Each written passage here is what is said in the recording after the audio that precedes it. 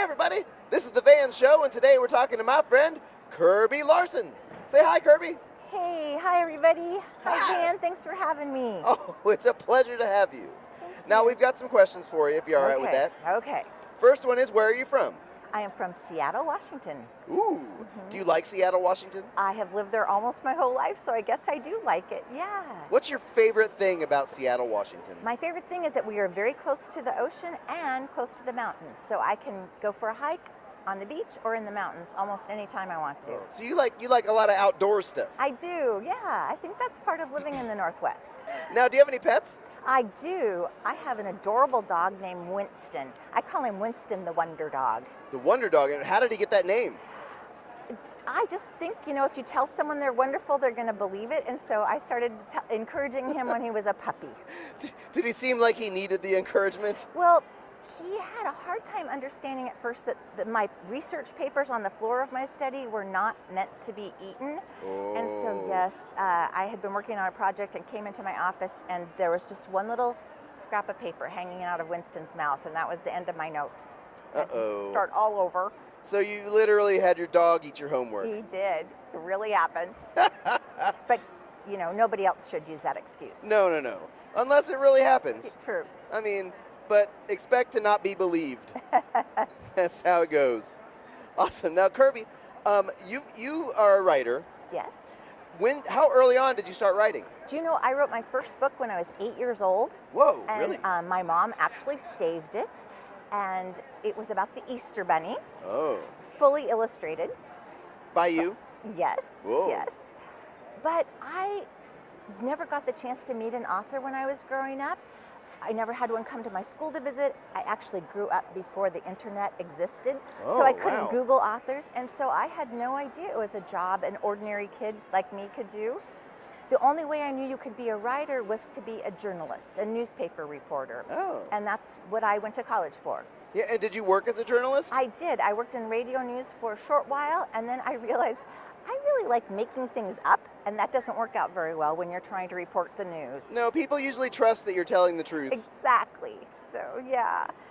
So I was a mom with 2 little kids, and I was reading kids' books all the time to my children because there is nothing better than a book. And I was looking at these books on our coffee table that we had checked out from the library, and I thought, hey, somebody has to be writing these books. Yeah. Why not me? And so I started. Yeah? And That very day I realized. That very day, and and you use things from your real life in some of your stories, is that right? I do many things from real life. Something about a disastrous camping trip, if I am not mistaken. Yes, my husband is an avid camper, and he conned me into going to all these trips. The worst one was in Banff. We were in Yoho National Park. There was a huge thunderstorm, and a river started running through our tent, and our daughter, who was just learning to walk, had one pair of shoes, and her shoes floated out the tent in the river. And there we were on our camping trip, and she had no shoes. Never to be seen again. Never to be seen again. It was terrible. There's some baby bear out there with some really stylish shoes. Yes, cute little Mary Janes or something, yeah. And so that made it into your book? That particular didn't go in a book. It went into a story that I wrote about camping. Oh. Yeah. But my very first book that was published is a little chapter book, and that book was inspired by my daughter and her second grade teacher. So. Oh yeah? Did they have a good relationship? They had a great relationship, except that the teacher was crazy about pigs, and my daughter thought pigs were weird, and so they had that little mild friction. And so, a story needs a problem, right? So I thought, what if I wrote a story about a little girl who wasn't crazy about pigs? So that was the very first book I had published. That's great. It's quite a conflict. And, especially for a little kid, some people say, well, what's the big deal? You don't like pigs. But for a little kid, that could be a huge deal. It's exactly right. Right. Teachers are so important. Our friends are so important when we're that age. Absolutely. Yeah. Now, you also have an online presence, a blog, if I'm not mistaken. Yes. And you've got something special on your blog called Friend Friday. Can you tell us how this came about and what it is? Well, I have, coming to conferences and writers' conferences, I meet a lot of friends. friends who write books, and I decided I wanted to use my blog to shine the spotlight on new books written by my friends. Now, friend can have a very loose interpretation. Sometimes it's a friend I've only ever met on the internet, but every Friday I do host a different author to celebrate, or illustrator, sorry, don't want to leave them out, an author or an illustrator to celebrate their new book.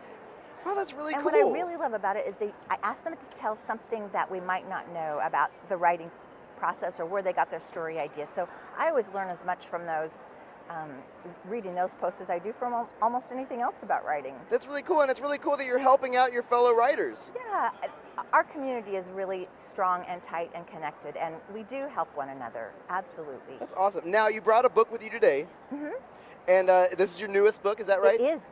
It comes out on April 24th. Oh, hot dogs, very soon. Yes.